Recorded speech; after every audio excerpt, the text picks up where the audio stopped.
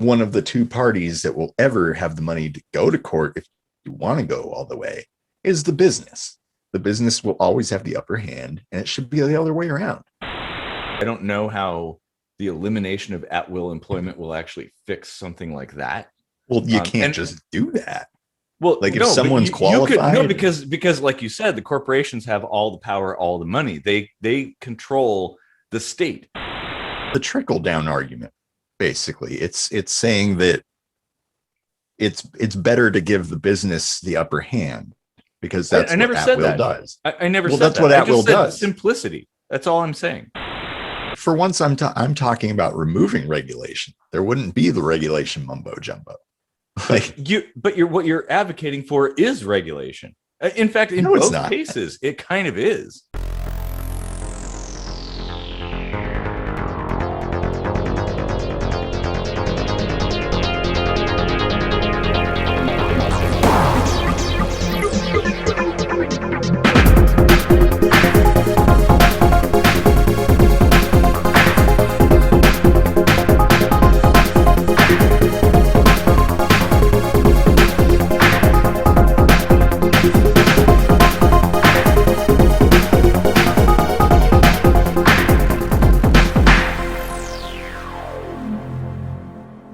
Adjust your television screens.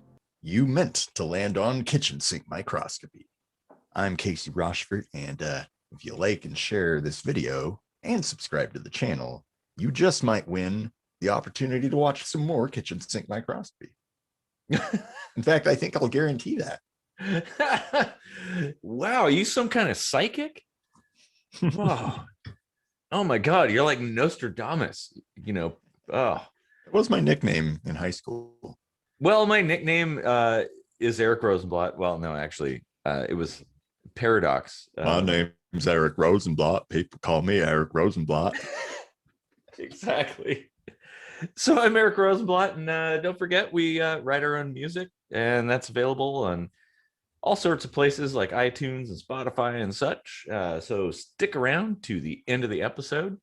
And you're going to be likely to hear a new song. That's my prediction for today. Yeah. And, check out our website at ksmvidcast.com for news, information, and more. And if you feel like helping the channel out a little bit, go to patreon.com/ksmvidcast, throw a buck our way or something like that. I don't know. Or just tell us you hate us. So we could take it. We're used to it. So, Casey, what do you want to talk about today? Well, I got to thinking about employment, and here in Washington and many states, I think most states actually, are at-will employment states, and I don't know how I feel about that. I kind of think it's just a way for businesses to exploit people and to get away with discrimination and to have just a little bit too much power. That's my take. Huh. That's a very interesting way to look at it. It's going to take me a minute to conjure up a response, I think. But I mean, I guess I'll think about it. They tout it as protecting both parties, but the business, like, what exactly is it protecting? Because if you have just cause to fire someone and you're not in an at-will state, you can fire them and it's fine. You've got reason, right? Mm-hmm. So what part of that needs protection? Like, what goes beyond that's going to harm your business? You know what I'm saying? Like, if somebody is doing something that's harming your business, that would be a just cause to fire them no matter what. So creating an at-will employment situation benefits only the business. Well, I mean, I guess it depends on whether the at-will structure is unilateral, like it's the same no matter which side you're on. Because I could see a lot of situations where you work at a shitty job and your employer's, treating you like crap, and you're just like, I got to get out of here. I'm going to leave today, because I've done that. And, you know, if if I had to, if I was forced to give some kind of notice and wait like weeks to get out of there, well, that would suck too. Like, I don't want to work here another day. I've been in that kind of situation, and I've actually quit. One time I quit in spite, or out of spite, just to make a statement about the bullshit policies of the company, and there's nothing they could do about it. Yeah. And in the at-will employment situation, like you would think that a company would strive to make an environment where that wouldn't be done to them. Like if they really cared Well, I about think a you, lot if of they really companies cared about their do. business, A lot of companies do, because, you know, quality employees are hard to find. People that Mhm. really know what they're doing are difficult to come by, and especially people that, um, you know, are dedicated or self-motivated or something. Like there are not many people that are like that. So there's an incentive to entice employees to stay. I mean, you've got businesses like, as an example, like Microsoft. They've got those game rooms where you can play ping pong.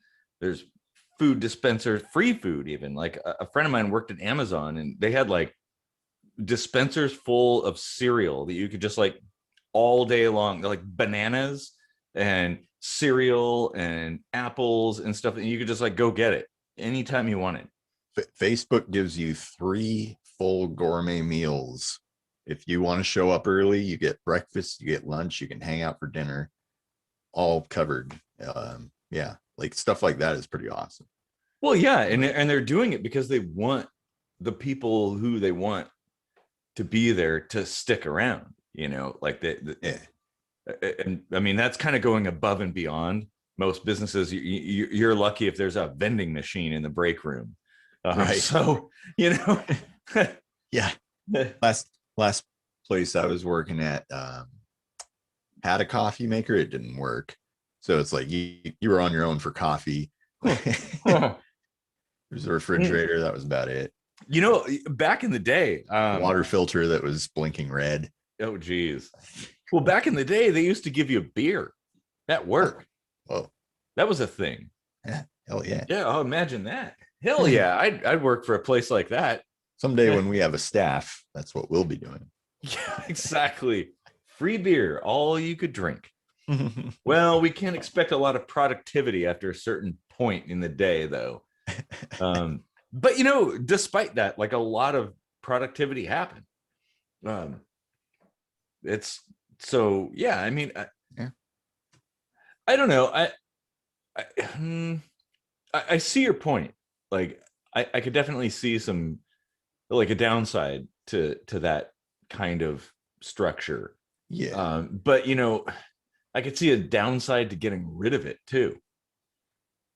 Well, I mean, what would that look like? There are states that are like that, right? So it's not like there's only at will or contracts, right? Like there's other forms of, you know, entering into an employment agreement, right? Like it doesn't necessarily have to be like set in stone legal terms, like you must give a 2-week notice or something. Like if you have a legitimate grievance with your business and you walked off same day, I think that should be totally legit too. Yeah, I agree. Yeah. I don't think there would be, I guess long and short, I like it would definitely not be worse off for most people. It might be worse off for the bottom line of big business, because that's really who like basically like put this all into motion in the first place, I think. Wait, which would be worse off?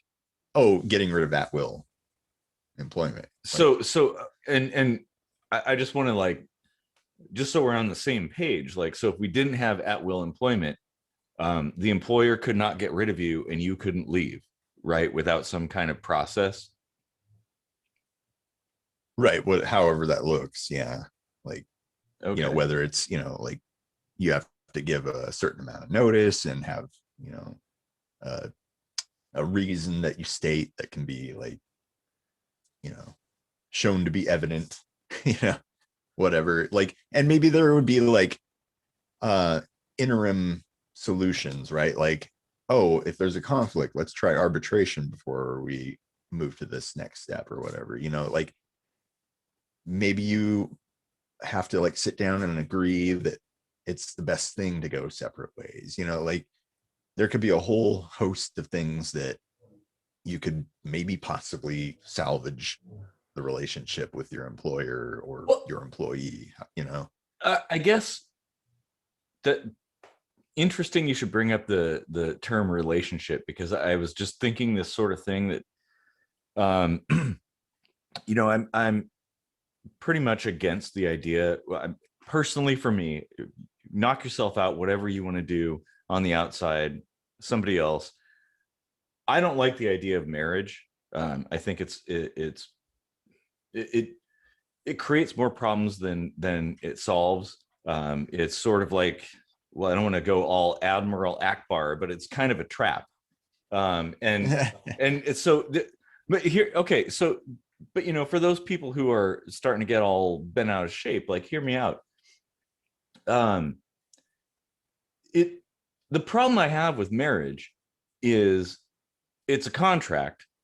And once you've entered into it, it's sort of like there's no incentive to continue working on the relationship. There's no reason. Like, you basically feel like, okay, yep, it's good. You're here to stay.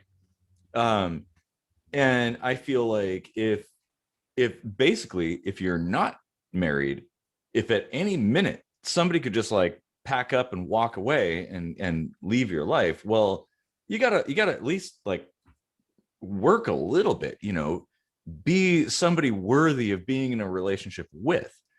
And I think there's a lot of benefits in that. Yeah, okay, it's living on the edge a little bit for some people who like comfort and stability and things to be predictable, but I don't know. The same thing goes for employment. Like, if an employer or an employee knows that neither side can do anything without some kind of special process, they could probably take advantage of it. And I almost feel like if you as an employee couldn't get away from an employer without proving why, or vice versa, there could be a lot of abuse, like even more abuse than you're saying happens. And well, what kind of scenario would that be, though? well, if it's an abusive workplace or a very dangerous workplace or whatever, you know, because I think if you see some kind of problem and your supervisor or whatever doesn't acknowledge it, and you're like, man, I could die. Okay, so you can't leave. Well, that's something you could prove, though.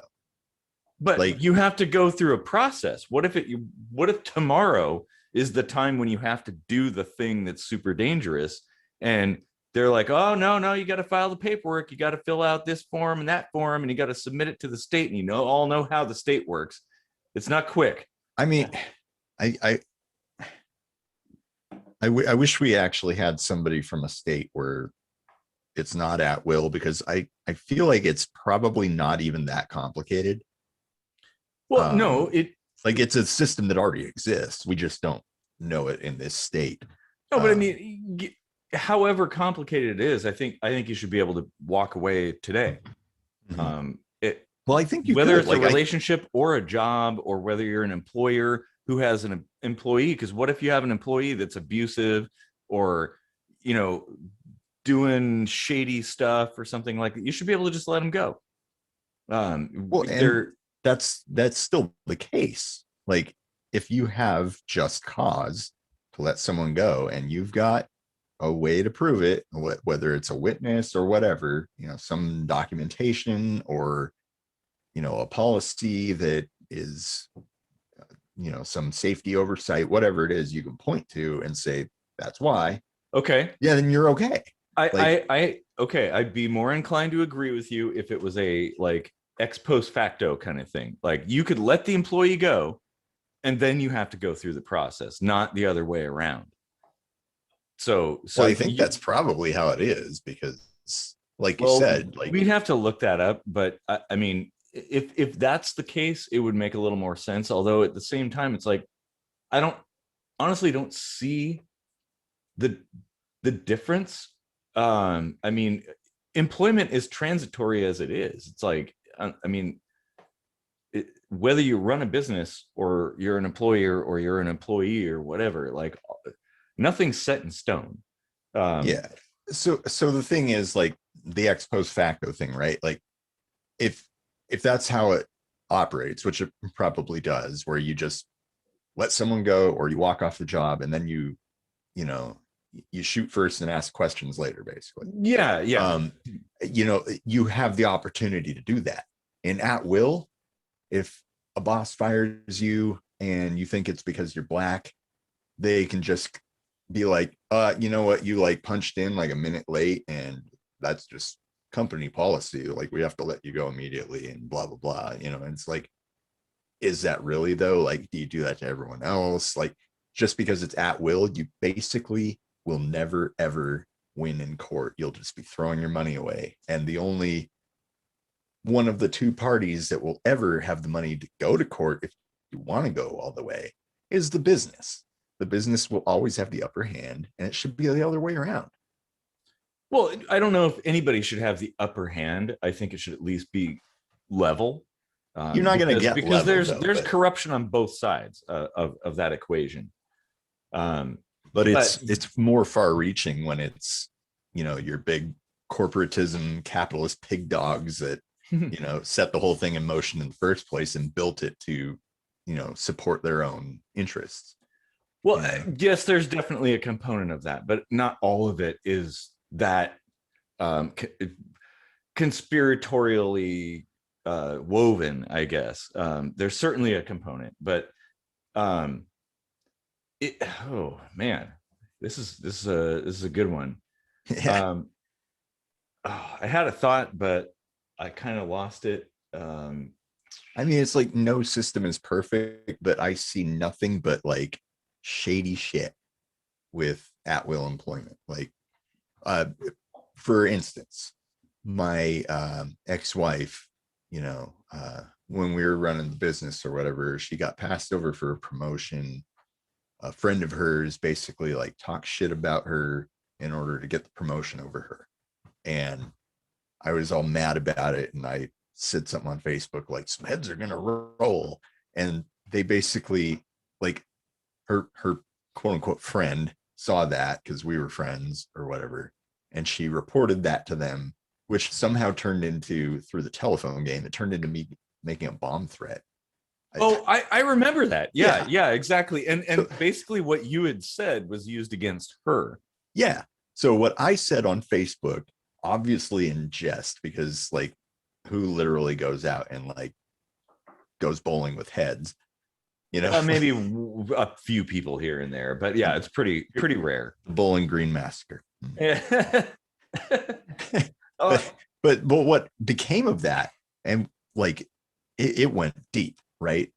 So those people that fired her, and they were like interconnected. It was a vet, right? Like, they were interconnected with all the vet places. Like, a lot of them had uh, ownership interest, sharing interest, however you say that. Like, they owned a piece of a lot of different vets. So like, she couldn't get a job in that field anymore. Like, they'd hire her and then they'd be like, oh, hang on, sorry, we can't offer you this job. And just like mysteriously she wouldn't get the job all of a sudden. And it's like, oh, Well, hey, one of the that is, owners is yeah. yeah, that definitely things like that do happen, but I don't know how the elimination of at will employment will actually fix something like that. Well, you can't And just do that. well, Like, if no, but someone's you could no, qualified, because like you said, the corporations have all the power, all the money. They control the state, so they could basically just fire you, and then when there's a hearing or whatever, use their influence to influence the outcome. So really, you're kind of back in the same place. And I remembered what I was thinking too. The biggest thing, the thing that changes all of this, that I think makes a lot of these kinds of things irrelevant is the internet. You have sites that essentially rate jobs where previous employees can talk about their experiences and share them and things like that. And maybe there should be more of those, because if there's only one, well, that, you've got the Yelp effect there. Yeah. But certainly that kind of thing, like before you go to work at a place or after you end your employment at a place, or even if you're an employer, because I think that's another factor too. Everybody should be able to share their experiences, and kind of leave it up to the, well, I don't know if you leaving it up to the internet is necessarily a good Yeah, idea. there's a But at whole least other episode about crowdsourcing. well, yeah, but it stuff. does at least give you kind of a general sense of what you're getting yourself into. If you go and you're thinking about like applying at a particular job, and all you see are like 1-star reviews, and everybody's like, "Oh my God, this is the worst place to work," and there's nobody talking about how awesome it is. Well, maybe you should probably go to go next door and apply. I mean, what about startups? Like how would they ever get anybody if that's what everyone leaned on? Well, yeah, but then And that's it's the a main problem quantity I kind have of with thing. that sort of like, like consumer reports and stuff like that. Like people lean real heavy on that. And, like it's all subjective. Well, Consumer Reports is a business operated thing and not a community operated thing. It's different. Like I'm talking about like eBay seller buyer rating kind of stuff. If you as a startup have a zero score, as in no one has ever rated you, well, as somebody hoping to work there, you're taking a big chance. It as somebody looking to hire an employee, if you have a zero score, like you just came out of high school, well, you're taking a big chance hiring that person. Who knows? Yeah, that's a problem. Like you're not gonna get very far with, because a lot of people don't want to take the gambles, and I don't blame them. Either way, as an employee or an employer, I don't blame them. Like you have to prove yourself at some point. It's kind of like credit. Right? Yeah, like, which is also ridiculous. It's like, how can you get your feet off the ground? We're going in a whole other direction. Well, it's kind of related. I mean, real quick to your earlier point though about like, yes, companies can afford to, litigate and all that stuff. Doesn't mean they want to. There's a lot of work. That's a lot of money and stuff. The only reason they don't have to do that now is because they've got that inbuilt like catch-all, get out of jail free card of the at-will employment. They will always win, and they know it, and they know they'll never have to go to court because everyone knows they're not going to win the case against the big company. Well, so I mean, even if you took away at will and you said, well, the companies can still afford to litigate. Well, yeah, but you know how much they love their bottom line and how they don't want to make a dent in it. So I feel like it would be like taking away health insurance and then watching all the prices plummet. All of a sudden they would start behaving better, I think. That safety net goes away. Maybe. I mean, as far as the litigation side goes, it just depends. It's kind of like how expensive is this employee to you? Your wages are only half of the cost. The back end cost is usually double whatever you're getting paid. Especially when you factor in like medical insurance and all kinds of other costs like that. So maybe it might be worth their while to try to litigate to keep you out. Maybe. I mean, it just depends. A lawyer's hourly rate is pretty far in excess of most jobs. Well, unless you have a bulk rate discount because you're a big business. I mean, that's the thing. It's just kind of like verging stuff like that. It's kind of verging on like the, now we're getting into like breaking up big business, which would be another episode too. Yeah, it would be. And I have a feeling we might disagree a bit on that. That would be a great conversation. I, I mean, it's this kind of thing is complexifying something that might actually have a very simple solution. Maybe not perfect. Like you said, I don't think it's perfect. I don't think there is a perfect solution. So if either end of the spectrum is not perfect, well, why not choose the simpler one that involves less of the government involvement, less regulations, less red tape, and has a close outcome. I don't know. It's just an Which one's engineering that thing. though? Like anytime you try to make things more complex and add more pieces and layers, that's just more shit to fail. But which one is the less government involvement? Because I At could will, I at will would well be like, that because it's basically just free market. no, that's a government regulation. Well, but it's kind of a regulation in the sense that it doesn't even have any. You have no process. You could just like quit, or you can get rid of somebody, no questions asked. Like that's the end of it. As soon as you It's involve the what you're talking about, where it's a you know, wolf in sheep's clothing, is what it is. well, It's not really that free market. I no, I would disagree on that. Like that's just labeling something. Um, I mean, you could just look at like the system and how complex it is. How many steps does it take? How many applications do you have to make? Uh, how many regulations are there? Well, It's it's the trickle down argument. Basically, it's saying that it's better to give the business the upper hand because I that's what never at said will that. does. I never Well, said that's that. what I at will just said does. simplicity. That's all I'm saying.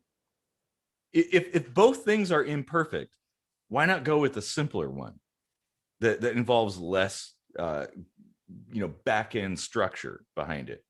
I guess it depends on your definition of simpler because if you lose your job, that's not simple But by that any has means. no. But that has nothing to do. I'm talking about the structure, not your own personal life.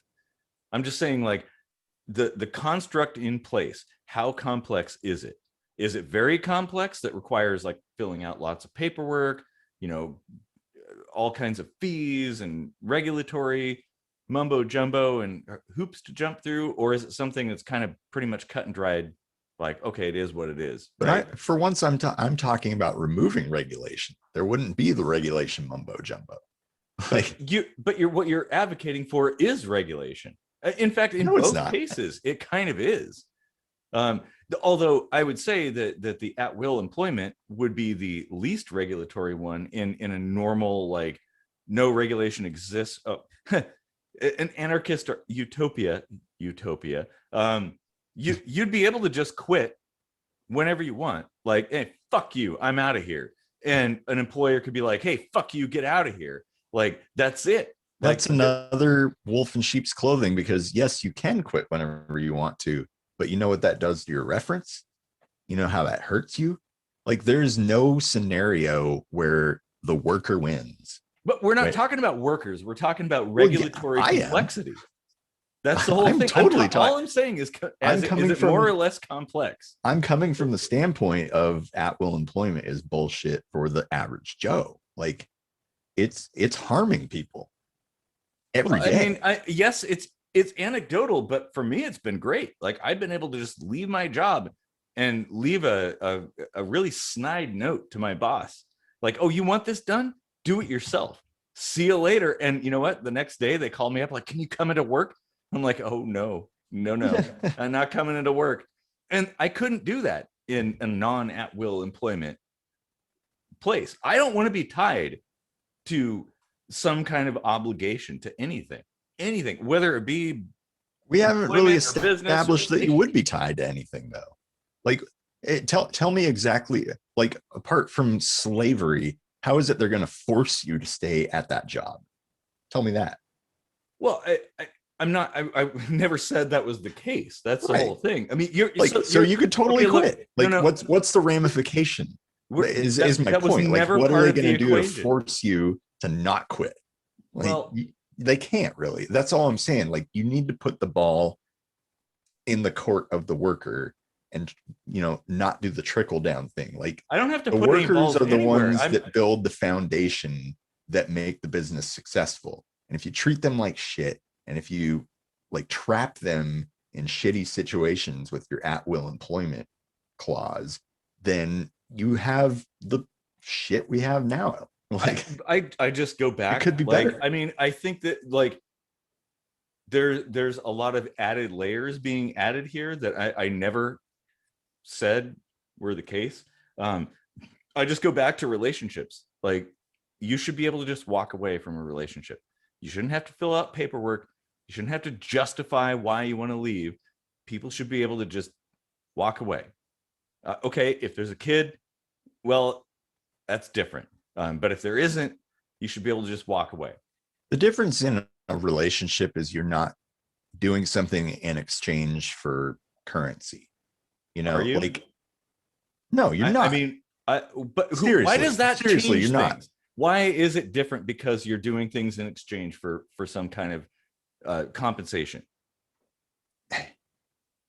That's a huge discussion, but like, Mhm. it kind of boils down to the fact that, like, you have to work in order to make money, in order to survive. It's not really voluntary ever. Unless you're super lucky and you really love what you do.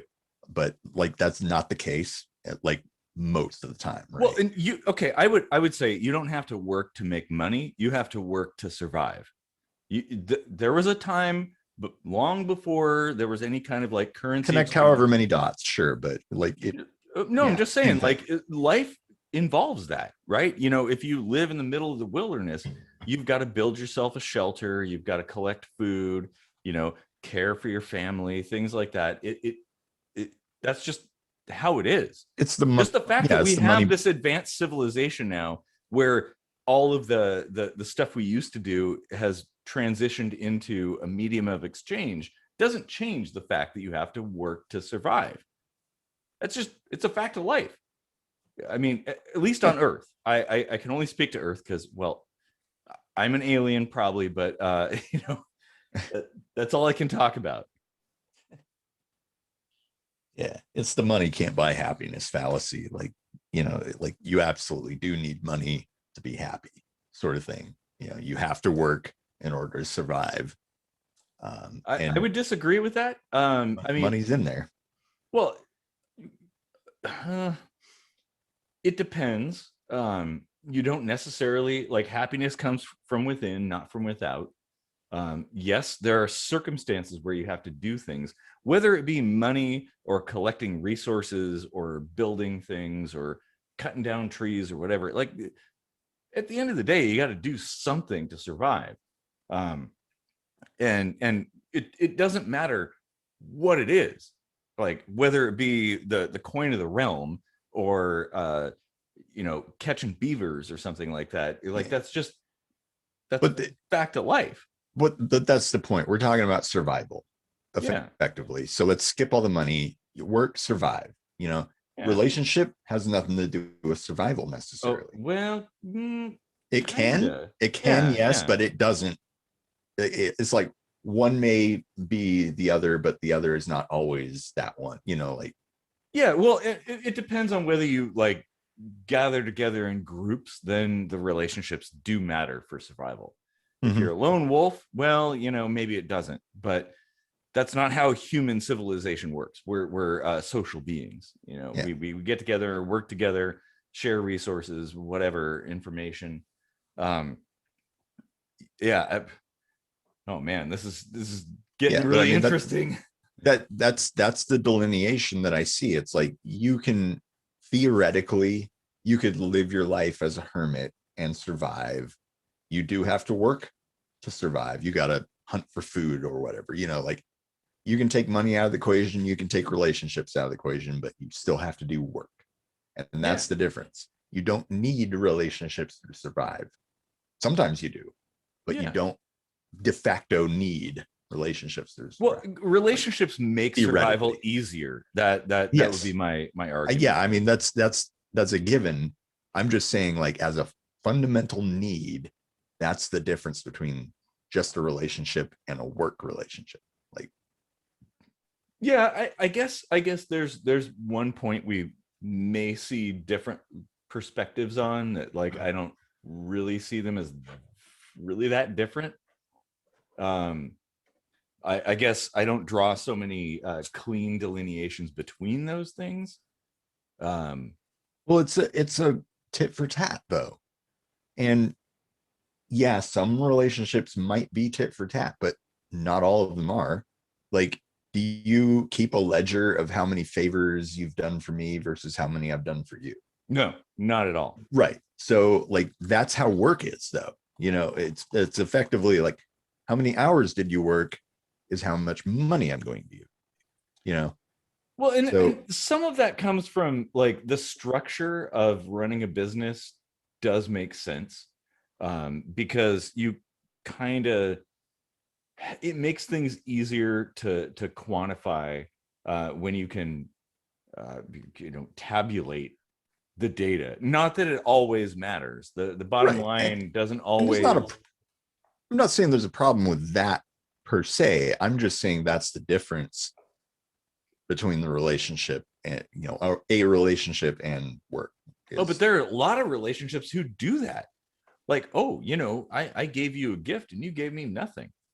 Or sure, but that's we not the had sex rule. this one time and like we didn't do that thing I wanted to do or something like that. That's actually Those are really common. exceptions to the rule though. Well, but and those exist in business too. I mean, because here's the thing: business isn't some sort of uh, like special category in a different box. It's made of people. It It, shouldn't be, but it is.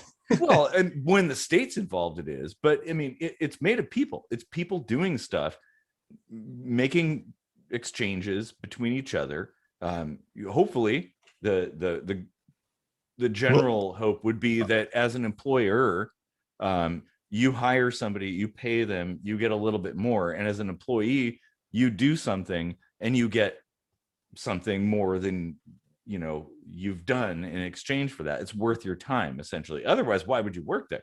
there's a huge difference between a sole proprietor and a giant corporation though. Is there? Yes. Okay, enlighten me. Because it's made of humans, right? So if it's a sole proprietor, that's more like a one-on-one relationship. When you've got a corporation, you've got a board of directors calling the shots, and you've got middle management and all this other shit trickling down Well, that and says actually, this is the you're way right. things. You're right. That it's a lot like a bureaucracy. Yeah, And but it again, sole proprietorships or corporations are both entities of the state. It's not something people have built themselves. It's something you're participating in. It's a state construct that you're following the rules of somebody else. yeah. Not human nature. It's the rules that somebody wrote for us to follow. And if you That's kind don't, of oh, immaterial, like it's uh, forest for the trees sort of thing, because like most employment happens with more than one proprietor, let's say, like well, well, most of the employers out there are like multi-person companies. Let's just say that, like yeah. I it's mean, more than one person having an input on how things are done. I don't know the numbers, but I know there's a lot of sole proprietorships and partnerships and stuff out there. And there's a lot of S corporations and even full on corporations that have one person running the show. That's it. It's like one person. Um, they may be labeled a corporation officially, but it's just like one person. Um, so I don't know that I can like draw a distinction between those based on the label. The only distinction you can make is the construct and the paperwork you have to go through, and tax stuff. It's all complicated. Um, Yeah, yeah. I don't know. I just it's always rubbed me wrong, and we should probably be mostly focusing on the dichotomy between at will employment and anti-discrimination laws, right? Like that's the big thing, right? Like you can technically claim false or like shit, what's the word? When you get fired for the wrong reason or whatever, like Yeah, I I'm can't totally remember brain either, farting but I right know now. what you're talking about. Yeah. Yeah, like wrongful termination. That's it. That's the Yeah, word. and I'd Yeah, actually thought about that too when at mid conversation. yeah. Same Like thing. you can technically claim wrongful termination if you think someone fired you because you're black or you're a woman or whatever. But at will erases all of that. So it's like, what's No, the it point doesn't. even of No, having? no, it doesn't. Like, yes, you can be terminated, but you can still pursue those ends if you feel that it was wrongful. There, You it won't doesn't win. actually erase it. You won't win because of at will.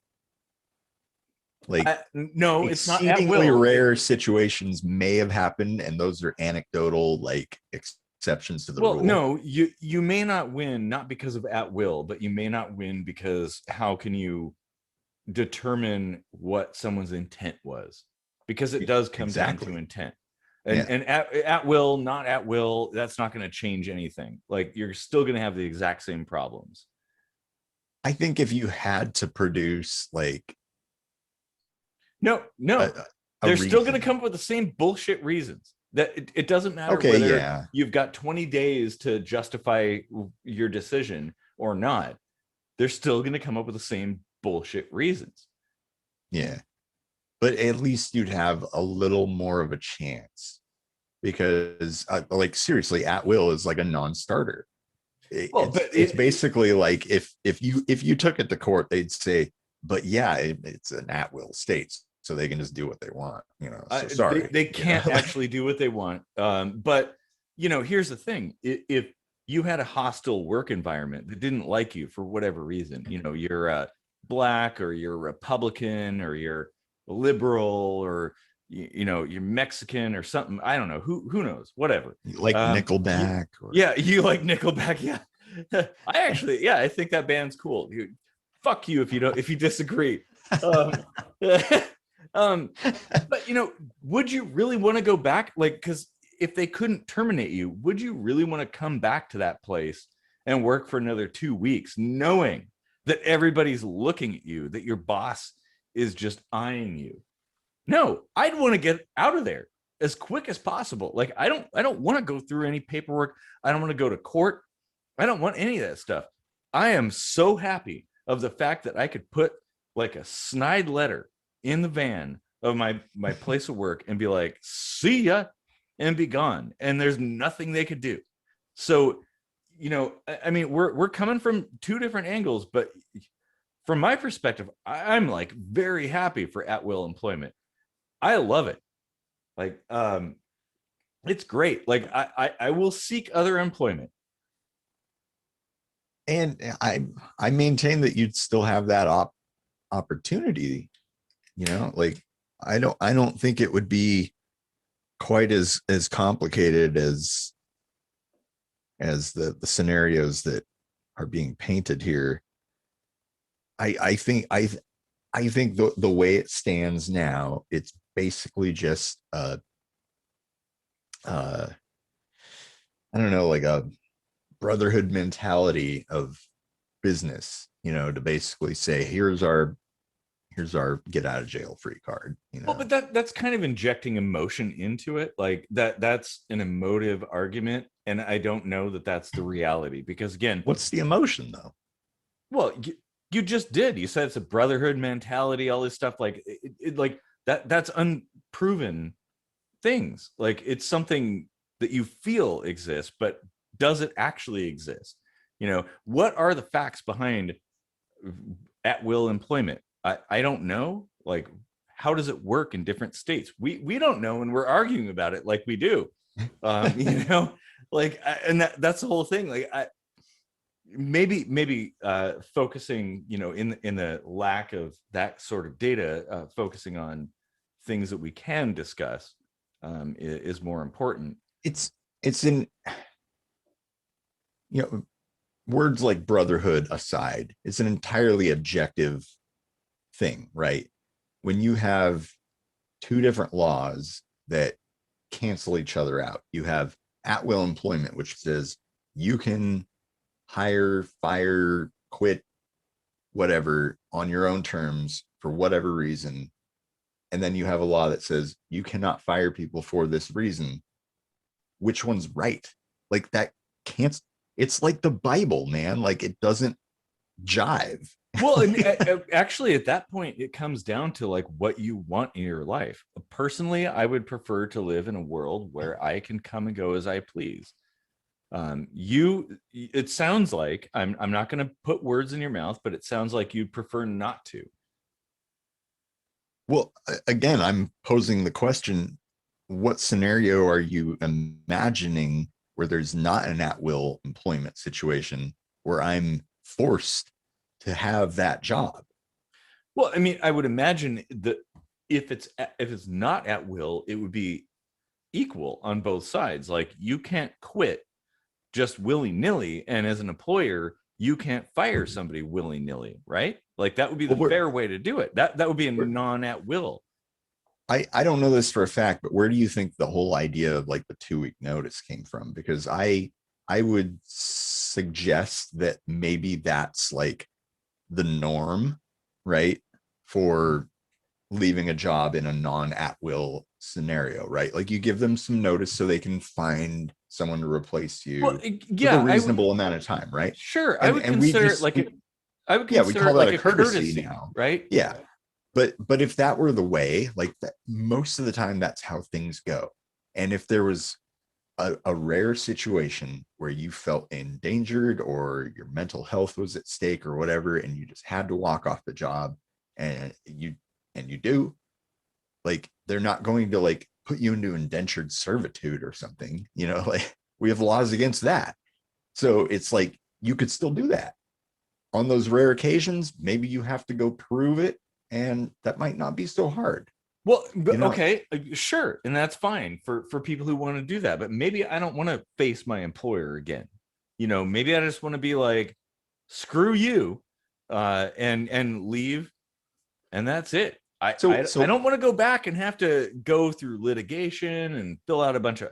I hate paperwork. Oh yeah, God, I hate paperwork. Okay, so maybe you don't want to do that. Maybe I would think the worst they would do is give you like a fine, $100 or something. They're not going to throw you in jail. Why would they fine? They're not going to put you to death. Those aren't going to be like the kinds of punishments that you get for leaving a job without a 2-week notice. See, okay, that's a price too high to pay for me. I don't want to deal with that. I don't want fines. I don't want paperwork. I don't want to face my employer and have to go to court. Hell no. That's an exceedingly small chance, though. Versus the exceedingly large chance that someone could have a grudge against you and fire you and you have no recourse. So fucking what? Good riddance. I guess that's a job I don't want to work at. If you were unemployed right now, you'd find a real difficult time surviving because no, I wouldn't. I would start a business again. I've done it before. I'll do it again. Like you remember how hungry we were when we ran. But we started the most difficult business you could possibly start. We've been down this road before. Most businesses fail. Well, that is true, and most employment fails. How many jobs have you had?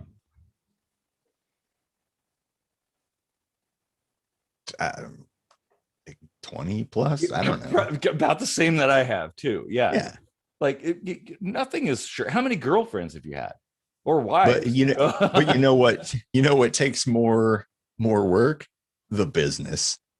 And that's true for way less. Like it's a smaller tit for tat situation than just going out and finding a job. Well, that's true. Yeah, like as appealing as it is, sometimes I still think, maybe I should just start a business, but it's like it's not feasible. And a lot of that is regulatory. No, it's not. It's competition. It's free market. No, you can compete if you have see a need, fill a need. And the fact that there's like a Starbucks, 350 million people seeing the need and filling the need. There is a Starbucks on one corner of a street and another corner of a street in Tacoma. How are they both busy? I go into one and it's fucking busy. I go into the other and it's fucking busy. wouldn't they even cancel themselves out? Why are there two That's There's a gas station on both sides, right across the street from my house. There's a gas station over there, a gas station over here, and they're both busy all the time. Like, wouldn't you think that they would cancel each other out? I mean, so are you saying if you opened a third gas station on one of those corners, it you would think be you equally would be busy, wildly successful? it would be equally busy. Like it's like, you know, it's like the whole argument of like, well, why not just add lanes to the freeway? Well, they're going to be as I got full. news for you. I got news for you, bro. It's brand. If there's a Chevron and a Texaco and Eric's Gas, you're not going to be that busy, bro. I wouldn't start in Eric's Gas. It would probably be like a BP. Oh wait, I'm dating myself here. A DP? What? A BP, not a GP. Oh man, whoa, we're gonna get demonetized. I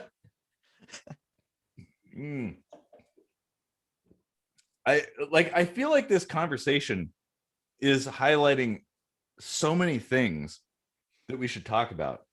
And I really like the fact that we really passionately disagreed on some stuff. Like that was really good. Oh man, because that doesn't happen that often. Like, you know, we're pretty amicable. Well, and we're amicable now, honestly, but yeah, I think that's illustrative of how people should conduct themselves on a regular basis. Even if you've had a few beers, I'll have a little bit more. Well, here's the other angle, though. When you let's take your crowdsourcing Yelp style scenario where you can rate a business, right? Let's say you get fired. You think it's a bullshit reason, and you go and leave a bad review, but they don't do that to everybody. So you're a small drop in that pan, and it goes from like a 99.7% approval rating to a 99.65% approval rating. You know, like you make a very tiny dent, right? But if you want to get another job at that company in a different department, well, that boss has way more sway in saying, no, you don't want to hire that guy. So you've just basically been shut out of that company, possibly that industry. In the case of my ex-wife, you know, in our city of Tacoma, like the entire industry was basically dead to her. Like she's not in it now, you know. No, I don't know, because of something I said on Facebook. Well, yeah, and that is bullshit.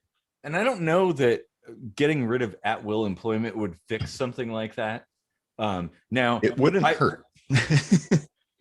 Well, that deserves a broader discussion. I mean, people need to work. They've got no incentive to go around screwing over business. Well, no, right? no, they don't.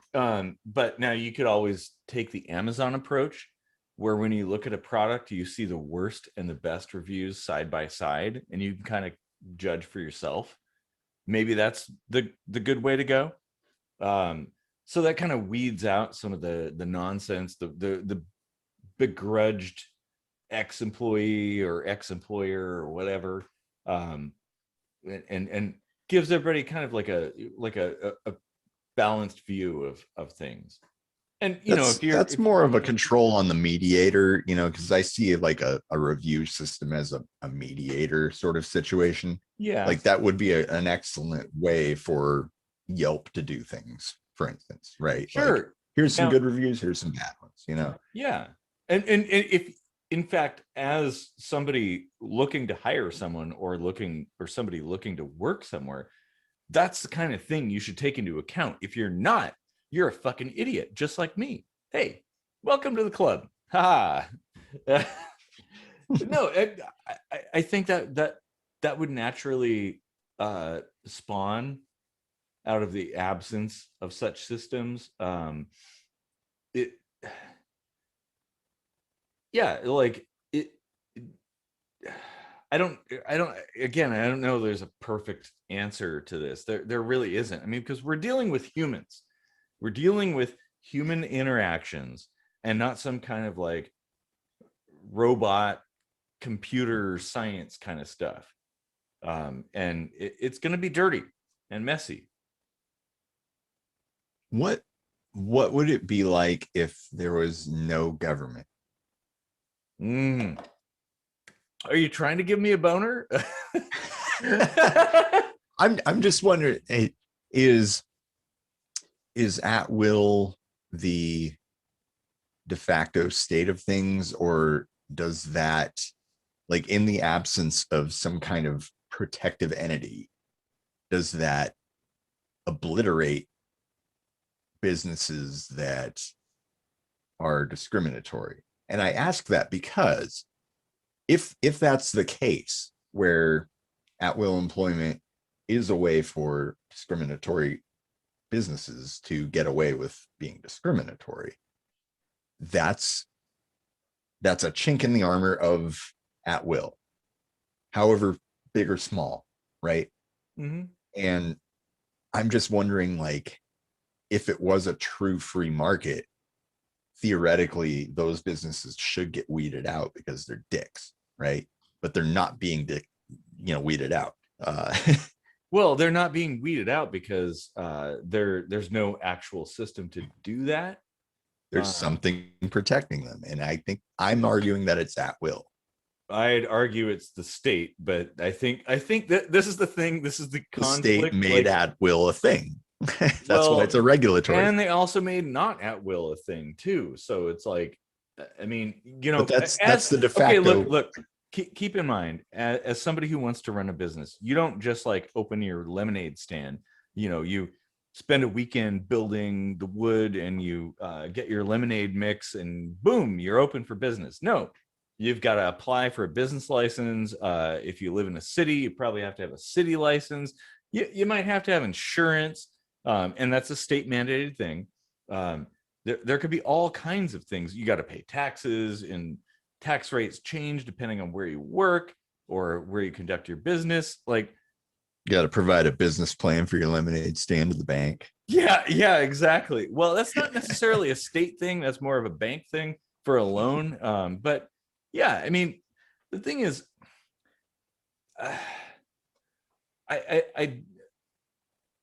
man.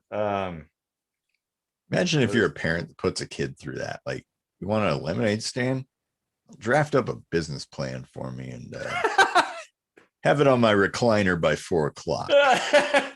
Can I just say, whenever I see kids with a lemonade stand, I always go and buy some lemonade because it is the most inspiring thing. Yes, it's probably a bunch of, lemonade out of a can that somebody makes, but yeah. I'm going to do a psychiatry stand for 5 cents. Yeah. The doctor is in, right? Like Snoopy. But you can't do that unless you have special licenses too.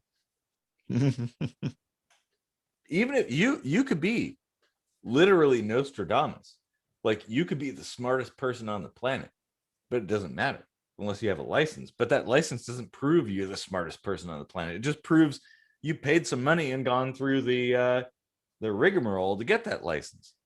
Well, it's not that simple. You have to actually like pass some bars of, you set the bar at this level. Like, if you know this much, if you've proven yourself at this level, then we consider you safe to say that you practice this particular thing. And I think that makes sense. I agree on that to an extent, but it depends on who sets that bar and what criteria they require. Well, it's not just one person setting it. It's a conglomeration of people, well, which gives you diversity. Industry people too who decide that. What's that? It's oftentimes people in the industry who decide that, or people in the industry who were lobbyists who are now politicians who are deciding it. Like, I mean, that's the whole thing. It's like, I don't think people that in the involving the industry government should makes be things better. People in the industry should be deciding that stuff because they're going to know it better. That's not to say that there shouldn't be like outside voices like considered, because there really should. Oh, I agree. Just because of analogical thinking, like there might be angles and perspectives that you hadn't considered. But Oh yeah, when you're entrenched in something and kind of encapsulated in that, in your own little bubble, like it's very difficult to see outside that and think outside the box, think of different things and stuff. yeah, And those are the things that actually matter. Like, yeah. I think one of the most dangerous logical fallacies is the identity fallacy. Like you can't understand what I'm going through because you're not me. And it's like, well, true. Like I can't feel exactly the emotions you're feeling right now with the exact circumstances, but I can relate, yeah, like, and because I can relate and because I've had different perspective on it, I might be able to offer a solution that you hadn't thought of, and that, exactly. yeah, And it's like, how much of an imagination do you have?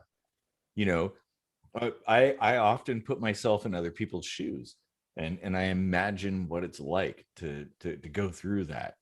Um, what would my experiences be like? Um, yeah.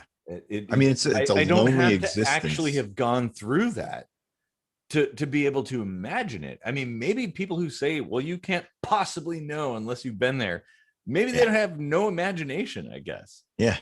It's a lonely existence if you require, like advice only from people who have lived exactly what you've lived, because that's nobody, buddy. Well, and maybe those people, because especially when you're talking about things that are very emotionally charged, like very powerful events, maybe their experiences um are not necessarily indicative of the reality of things, but more of the perception of that experience. And how do you know? You what, just defer to all the people that have kids. Like, well, you don't know what it's like to have kids unless you've had them. Like, well, okay, um, I've been a kid. yeah, exactly. Like, yeah, I have friends you that know, have you know, kids. Like, I can see what they're going through, and I can like project myself into those situations. I mean, I'm sorry that you can't. Not you personally, Casey, but I mean the other person. yeah. This this might be a bit of a digression, but I just talking about this, I just got thinking, like when I was a kid, I was really into Batman and the whole idea of justice and stuff. And I used to see other kids getting like scolded in public by their parents, or like told to do like stupid shit, and I felt like this need to go avenge that other kid. like Hmm.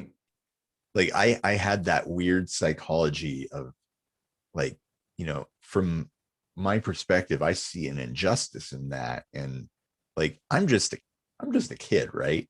Yeah. Like I don't have that much life experience or whatever, but I was able to recognize some bullshit when I saw it.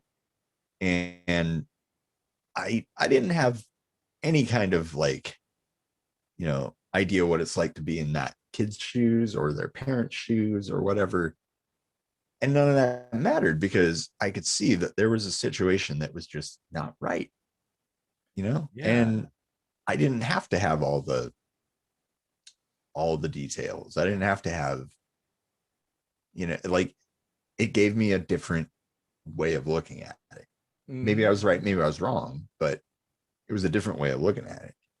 Well, maybe you're right in one situation, wrong in another. Like, it's all circumstantial. That's probably why I've always had a problem with authority. But Me too.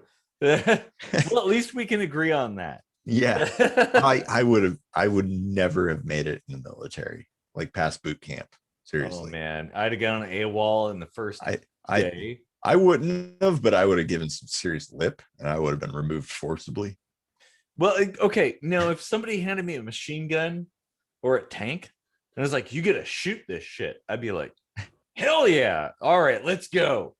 But send me to war. Oh, okay. I need to know why we're going to war. Like, Yeah. explain to me the rationale behind why I have to kill people and why me and my friends are being killed by them. Well, someday we've got to do an episode on blind obedience, because Oh yeah. that is a detriment. That's what the military leans heavy on, but it's a huge weakness, I think. Yeah, now I could kind of see their argument that, you know, if you have too many free thinkers in the military, imagine all your soldiers are just like free thinkers and there's always questioning things, You right? can't organize. Yeah. You can't possibly like I'm not talking about like agreeing with every single situation. I'm talking about like the shit that matters, like the big picture. Yeah. Like, why are we going into Iraq? Right. That kind of yeah. thing. Yeah. It's not like, oh, Sarge told me to mop the floor, but fuck him, like it's not that kind of level of thing. It's the bigger stuff. But yeah, I think, yeah. And that is a huge conversation that deserves like a lot of scrutiny, honestly. Yeah. We should have people from the military in that conversation though, because it would only be fair to have that angle in the discussion. Well, especially people who have actually fought in wars. We probably can't find anybody from World War II, but the Korean War at least. Vietnam. My dad served in Nam, in the Marines. Hoorah! But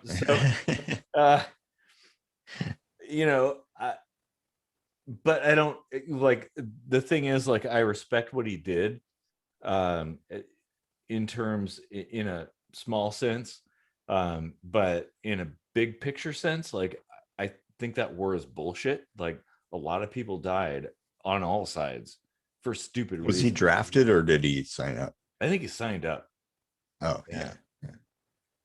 And I mean, that's fine too. Like, you can sign up for that and not necessarily agree with everything that was done, or like, well, and it's not like you have all the culpability on your shoulders for doing that. And the problem with that too is, like, you could sign up thinking you're going to defend the country against foreign invaders and whatnot, and then you're shipped off to Vietnam to shoot at people you've never met. Like, I don't understand that. Like, that blows my mind. Every war, you're basically shooting at people you never met, except for maybe the civil wars where you'll have brother against brother. But well, and if that's heavy. Yeah, it is. Oh man, that is a topic worthy of continued discussion. Yeah. But the thing is,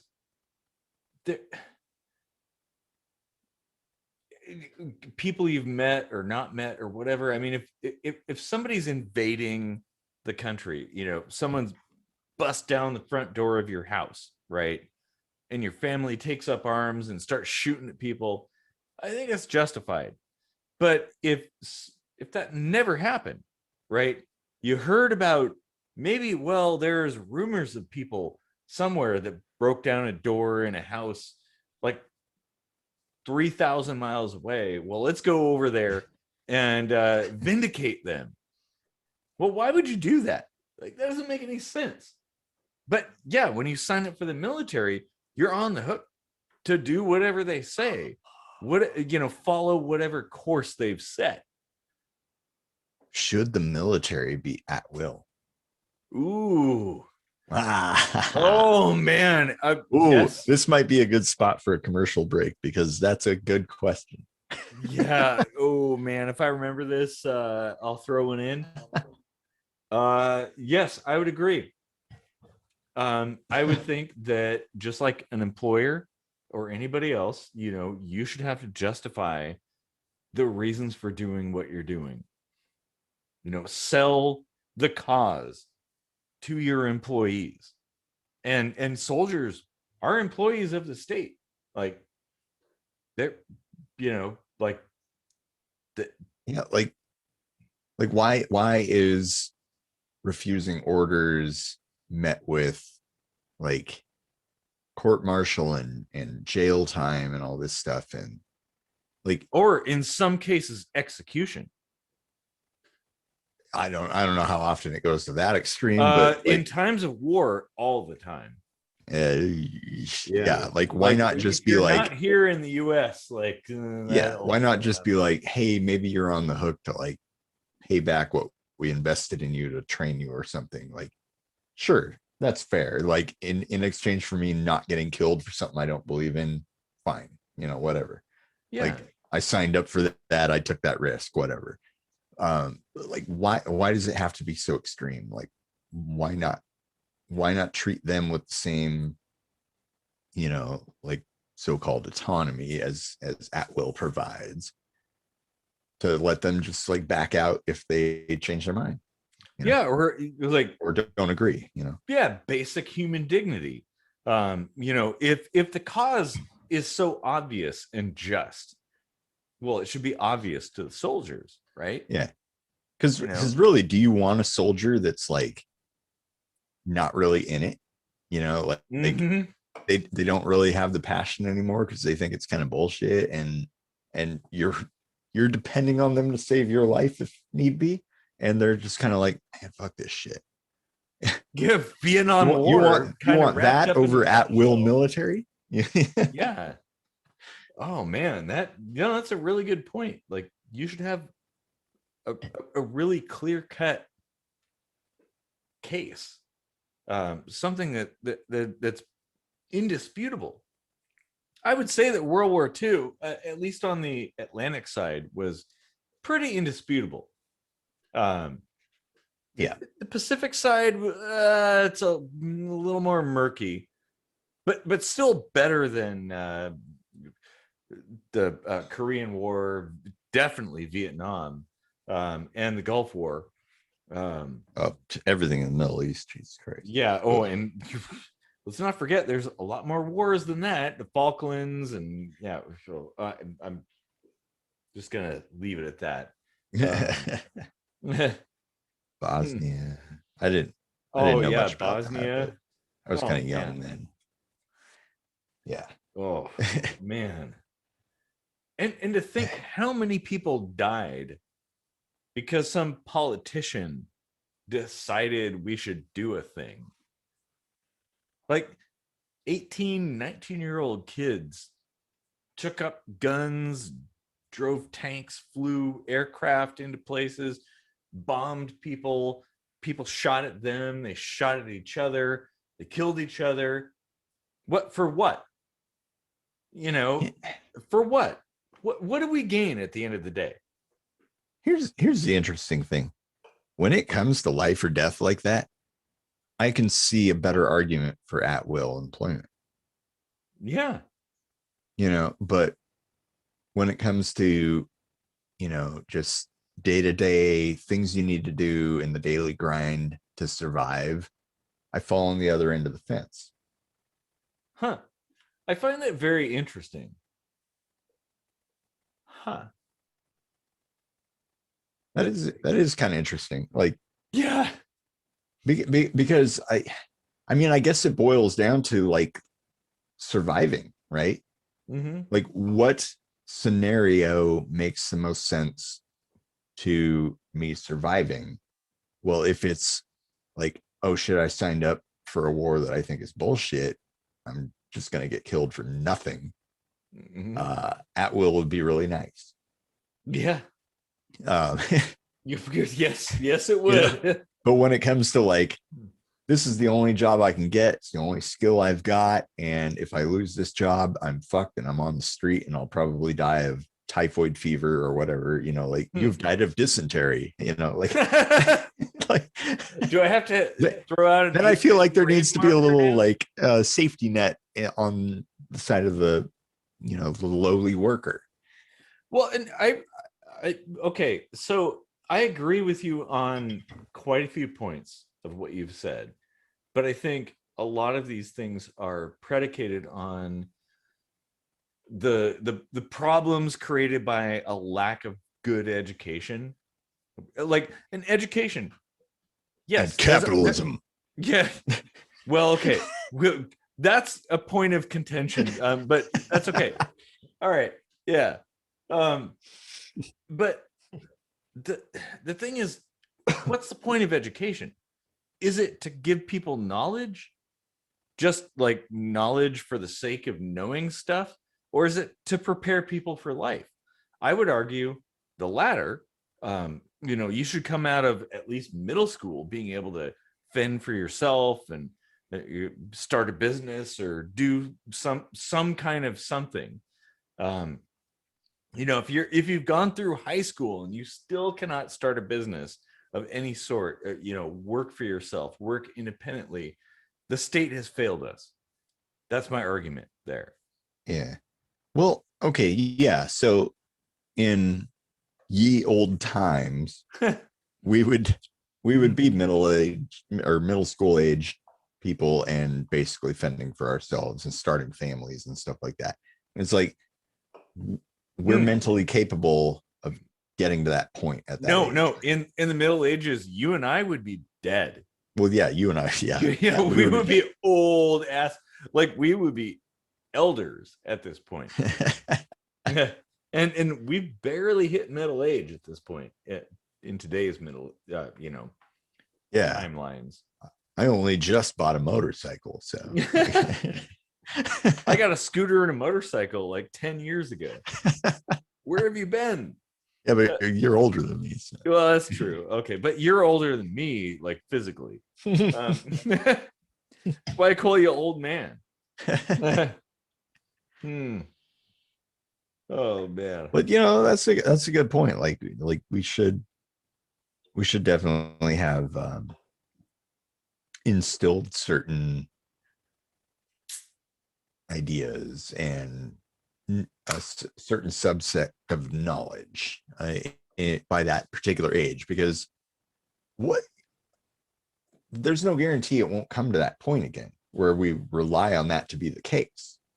You know, if a solar flare happened that wiped out all technology, that would certainly be the case where we would get to that age where we're mentally capable of understanding that we have to be altruistic to make sure our family survives, because that's about the age where that happens, I think. Yeah.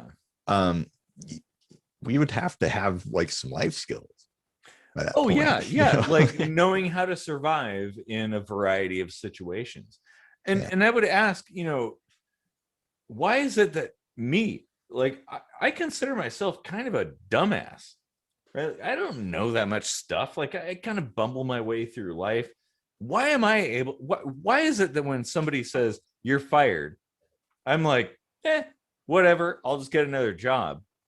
But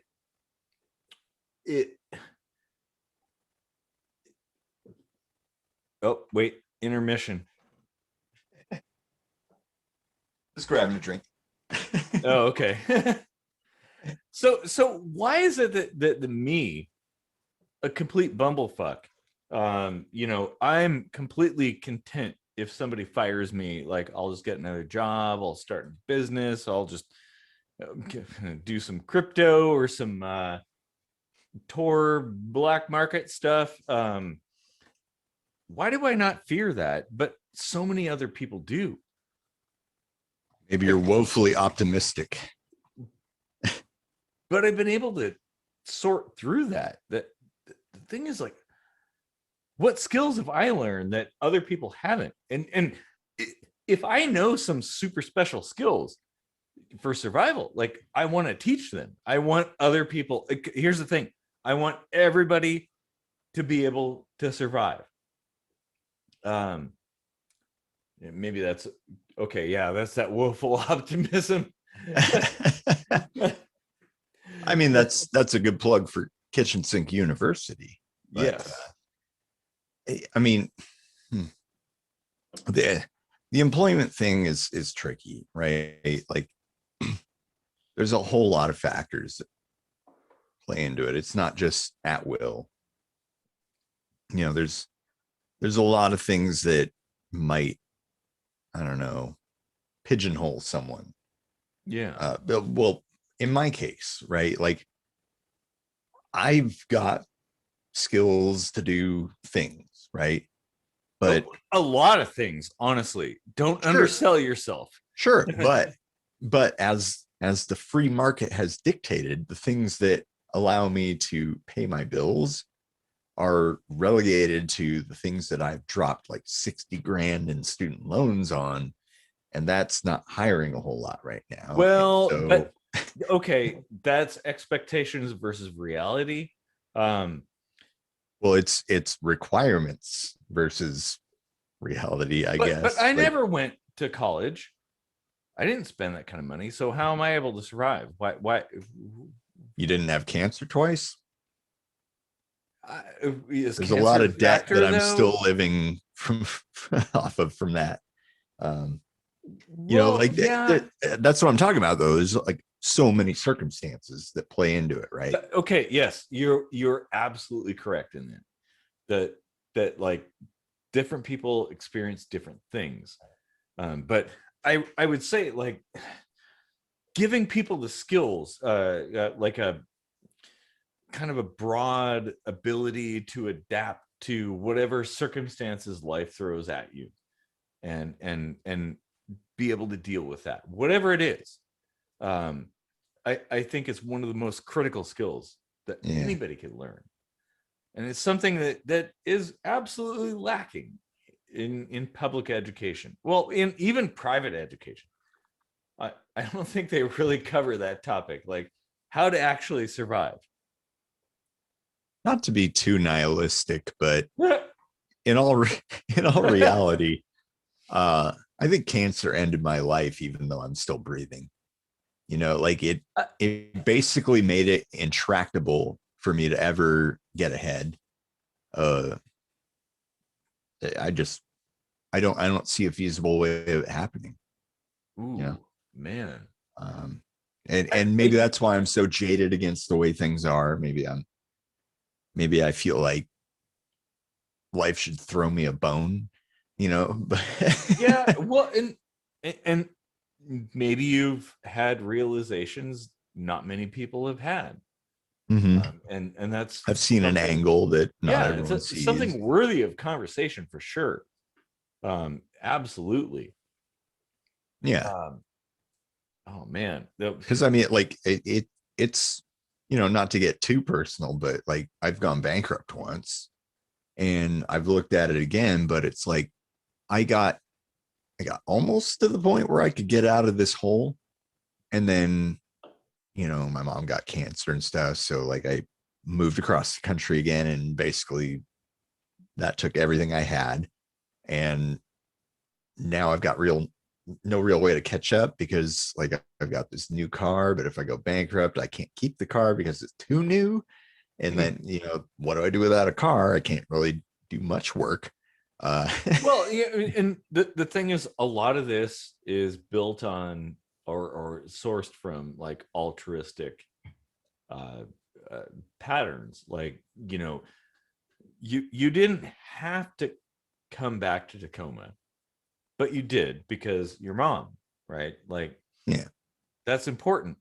That's a sacrifice you're willing to make. Um, Well, evolutionarily speaking, it doesn't make any sense because that's an elder mhm. that's not going to procreate anymore, and I'm adopted. So Yeah, genetically speaking, there's no altruistic win for me either. But but those are it's your actual parents, really. yes. Hmm.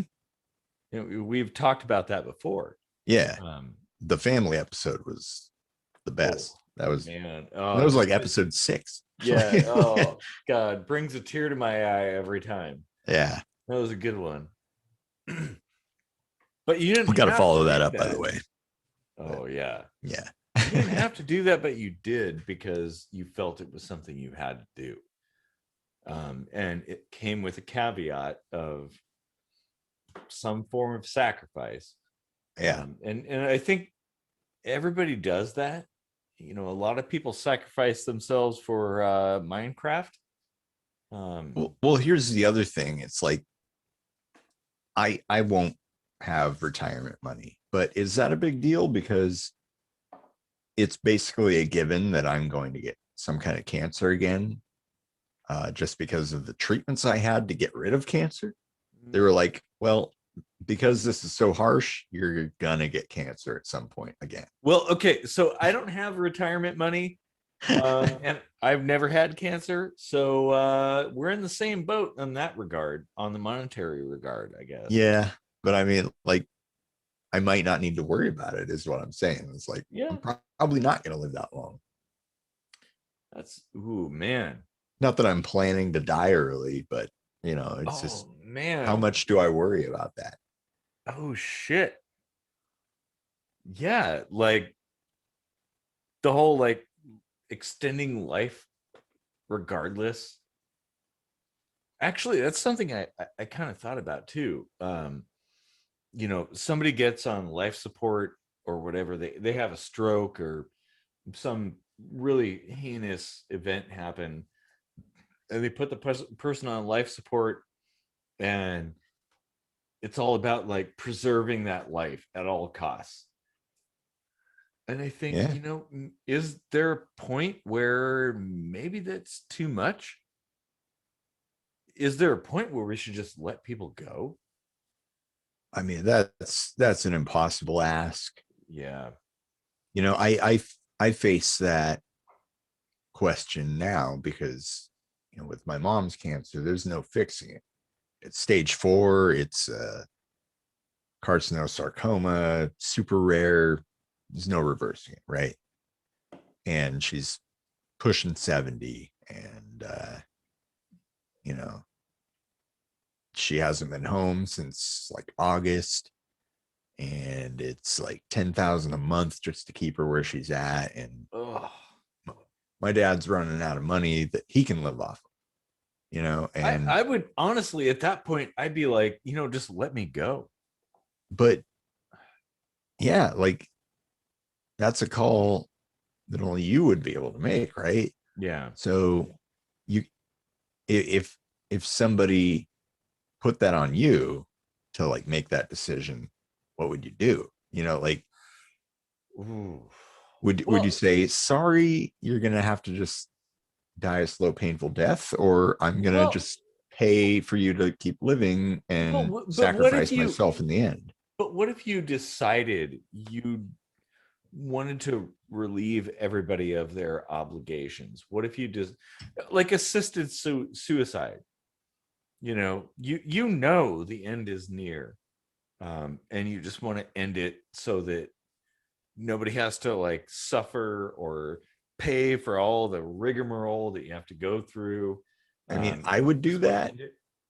but my Catholic mother, no, I don't think that would be a thing that. Well, no, probably not. But that's a religious thing too. Yeah, Like, and oh, I mean, that's a super deep emotional topic, but yeah, it's pretty telling, right? Like, religion is kind of that barrier that, if you think about it, creates suffering in many people to spare the one. yeah. Oh man. Uh, Oh. so there's another reason religion harms more than helps, but that's just me. Well, I agree on that front. I would argue that statism is in the same camp, but I'm sure that's a topic we can argue about another day. Oh man. Oh, this is As usual, we get way off topic from oh, we're like so far into the meta right now. Like this is great. Oh man. And I'm 100% certain that like nobody expected this level of conversation. no. The people that It's know it's this something I've probably do. been chewing on, though. Like, just kind of trying to put myself in my mom's shoes. Like, if I was just, on my deathbed effectively, and I was just trying to like draw it out,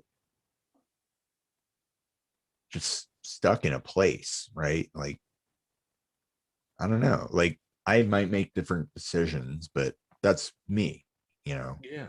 Um, but it's through that lens that I'm looking at the situation, right?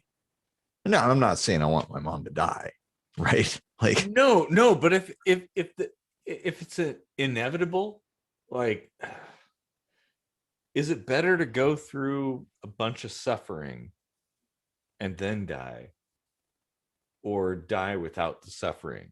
I mean, including friends and family and all that stuff. it's like the most fucked up Sophie's choice Yeah. question. Like, like, Oh, because there's so much emotion in that, and yeah. but it's like, Man. I don't know. I worry about my dad because he's gonna run out of money, and I've got no money to take Mhm. care of him, much less myself. And I'm Yeah. I'm all there is, I'm the only child. So Oh, shit. like all I so then I start thinking all the decisions I've made in my life that have put me in the situation that I'm in now, I feel like I just fucked up, you know. Yeah. I should But I have don't had think more you should money by feel now. that way. Like, you couldn't ever possibly anticipate this kind of eventuality. Um, and nor would anybody like want to anticipate. Like, when you're a kid, you're not going to be like, oh yeah, my mom's gonna get cancer and die. Like, I never thought that was going to happen to me, but yet Mhm. it did. Um, so, oh Yeah. man. Well, then my dad's struggling with the fact that he's always had more health issues, and he thought he would die first, and now he's facing the reality that that's probably not going to happen.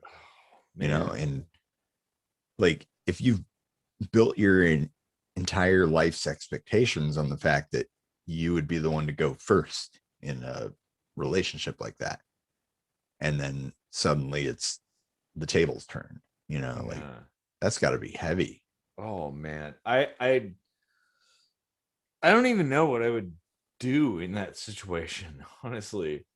Like, I mean, I've been through a because lot of shit, but I would see, never. because you're poly, you're going to have to deal with that like 27 times, whereas most Yeah. people just deal with it once.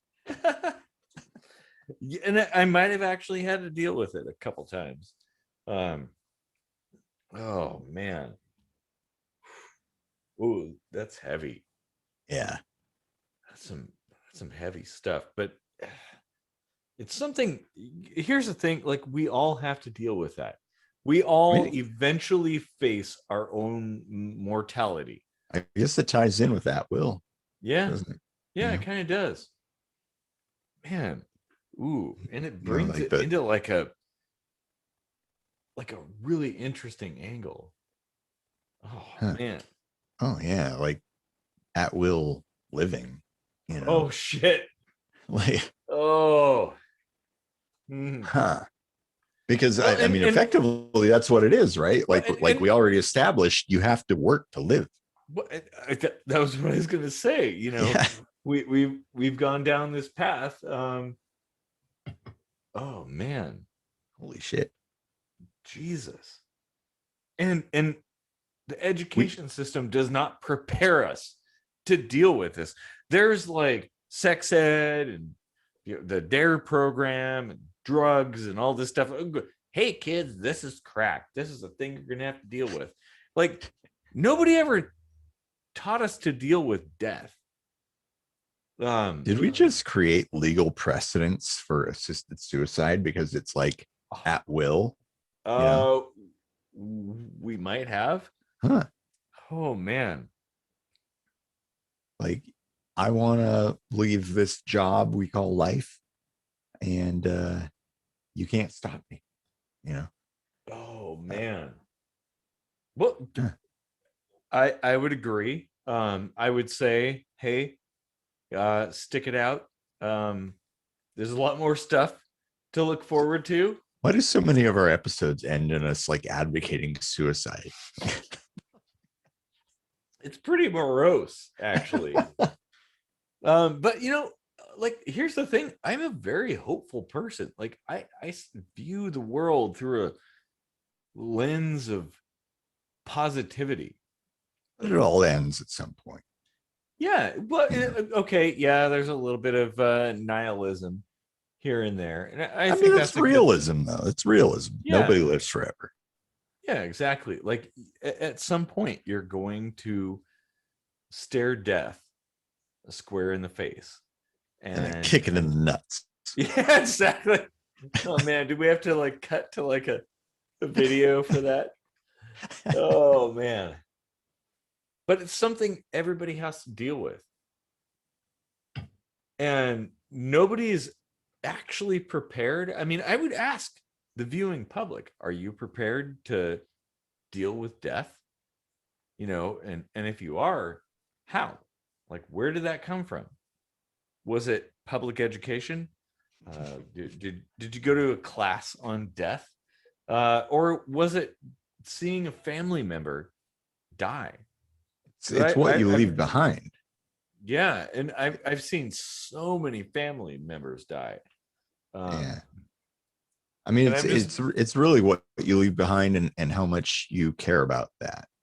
Like, well, and that's kind of my thing. I think, life is finite. We're all gonna die sometime. I'd rather leave a legacy. This show is kind of that. The conversations we're having right now. This the is show the thing and that's gonna the music we've written and stuff like that. Like, yeah. I could honestly say, like, if I died today, I feel like there would at least be enough things that people could go to for a memory to like feel like I'm in the room for a moment, Yeah. and that's cool. I'm good with that. Oh yeah. And to be not even 40 and to be able to say I could die happy, I guess. Happy, quote unquote. Yeah, well, I mean, yeah, be content with leaving this world. Me, I tend to be a little bit woo, so I lean towards the reincarnation aspect. Kind of makes sense. Not for everybody. But yeah, like it. Ooh, there. I yeah. It. Are you ready to die? Sorry. Jesus Christ. I mean, yeah.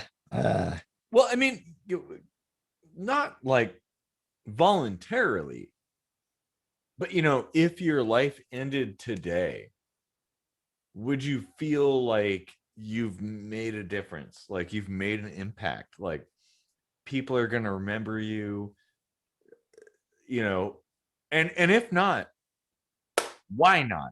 Yeah. If you feel like if you died today, it would all just blink out of existence. Well, that's the point where you should be like stepping it up and trying to do more, do something like whatever it is. It doesn't matter what it is. You could help the homeless or be like Johnny Appleseed or something like that. Plant apple trees, whatever. It doesn't even have to be epic. Like, no, it doesn't. A few months ago, our friend Kelly died, and we had a whole episode dedicated to him, and we told stories about him, and that's like permanent record now. That's in perpetuity. Mm-hmm. And it's just because he made an impact on us and many others that is now recorded for people to see throughout time. And maybe one of his ideas, like we had talked about peaceful violence, like maybe that grows to fruition and it becomes his legacy. You never know what little thing your culmination of life experiences will lead to even after you die. you know. Oh yeah, and sometimes after you die, that's when it becomes more poignant. And that's something that I have a little bit of a problem with is that, artists or whatever, people start to get more interested in people once they've died.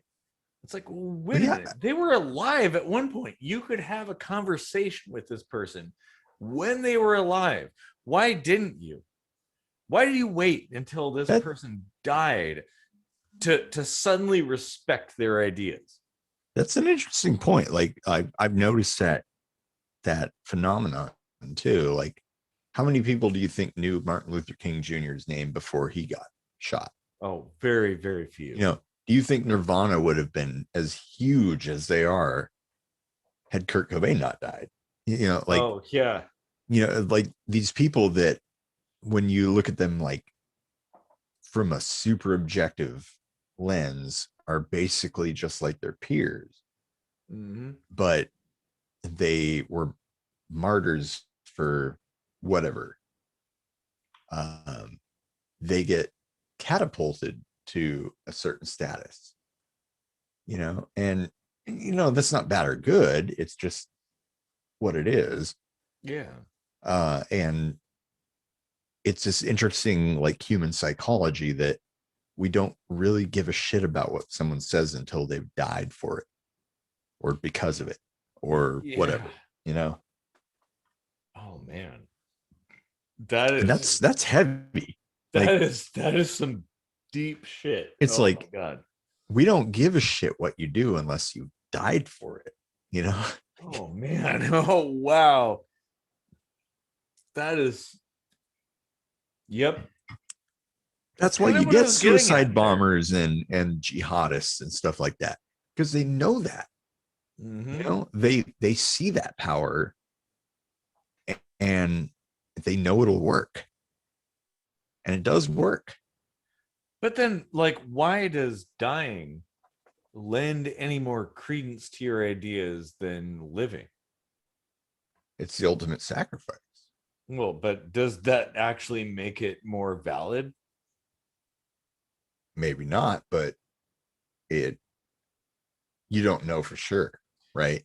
Because Well, you and it don't know does if there's reincarnation. You don't know if it's the ultimate sacrifice or if it's hit and reset on your Nintendo. you know uh oh, we should probably watch Live Die Repeat. Um yeah. Oh man. Or what? Ready Player One, I think, is another good video game movie. Um I don't think I saw that one. that's pretty good. Yeah, it's better as a book than a movie. Hmm. Um yeah. Live Die Repeat, Edge of Tomorrow, good movie, really, really good. But it kind of asks the question, like, what if life was a video game and you could just like learn from the mistakes you made and just keep like getting better and better and better at like dealing with the game map, until you're an expert. I mean, maybe that's the only way we've gotten as far as we have. Mm-hmm. And I would ask, like, how could we prove that we haven't? Yeah. Oh man, this is mm, this is very, very, this is all over the map.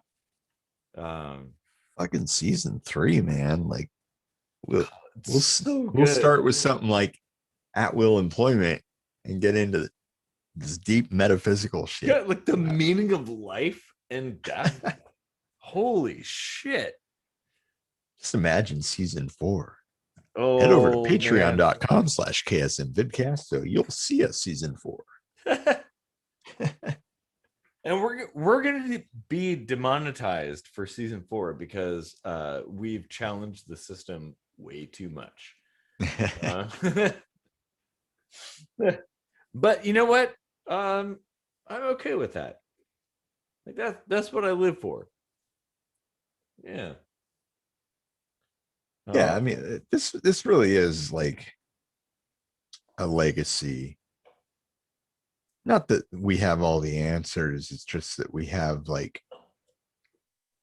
options.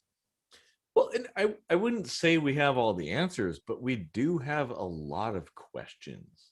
Yeah. Like questions that quite a few people are not asking. Well, and that's the key, isn't it? Like Yeah. you don't you don't know there's a problem until you've come up with the question that addresses it, right? Yeah. Like is this a is at will employment a problem? Like honestly, I haven't even when I came up with the idea for the topic originally, I had never seen anyone pose the question. Only recently have I seen it crop up.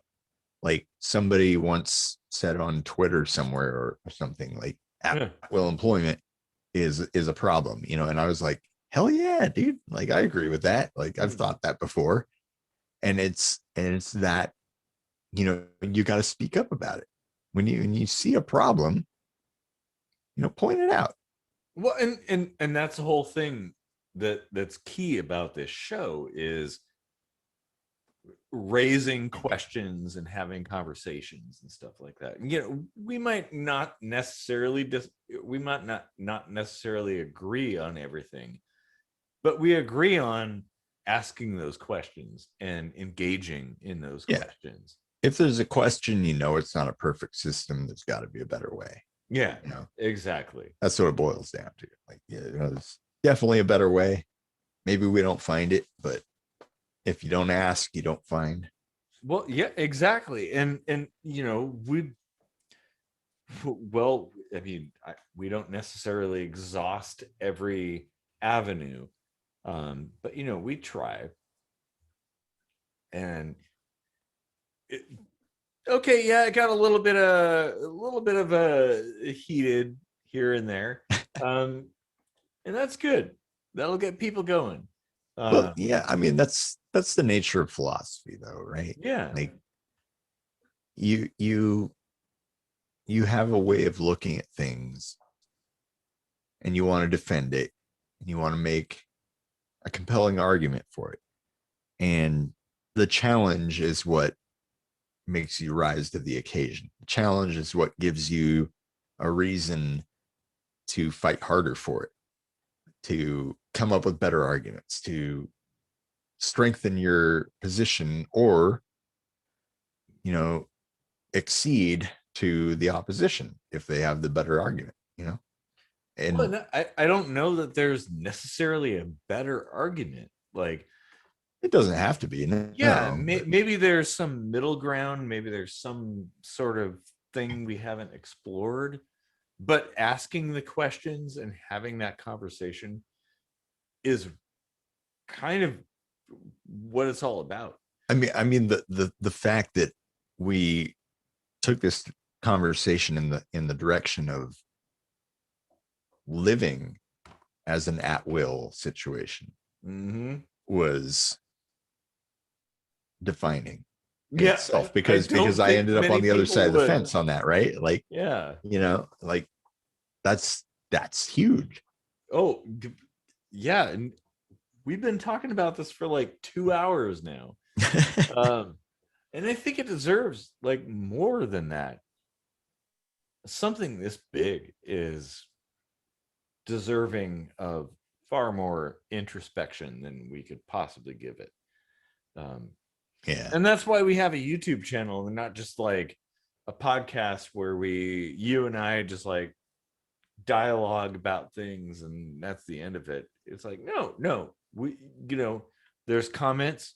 You can have comments. We'll revisit this. I would like to revisit this conversation because I think it Yeah. deserves a lot more conversation. Yep. Uh, And we should totally have our fans come on and state their 2 cents, yeah. and we could do it live and have even more fan interaction. Like, Oh yeah. Like I'll do it live. We'll do it live. Imagine if like Descartes and Sartre had like town hall style discussions about their Your own philosophy, YouTube channels, the Descartes YouTube channel. Oh man, I would subscribe to that shit in a heartbeat. Oh man. Yeah. Oh. Wasn't that Descartes that said, "I am what I am"? No, wasn't that Popeye the Sailor Man?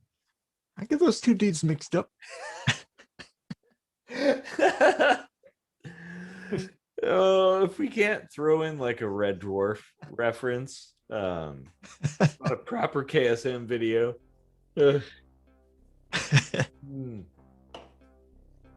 Oh man. Well, my bladder says it's probably time to wrap things up. Yeah, mine too. Well, and given that we've been talking about this for almost coming up on 2 hours, I think that's a good point to kind of, turn it over to the viewers. Leave your comments, like give us more things to talk about, expand on what we've talked about. At will employment, at will living. Yeah. Man. Why don't you deep sink dive into the concept of at will and apply it as you see fit? Ooh, yes, this is good. Ugh. Yeah. So leave your comments under the video here, down there, in where the the comments go. section. Yeah. Leave your comments. We might have had a bit of beer. Hit that subscribe button. Wait, no, it's over there. Hit that subscribe button over there. Again, bit of beer. And we'll catch you next time.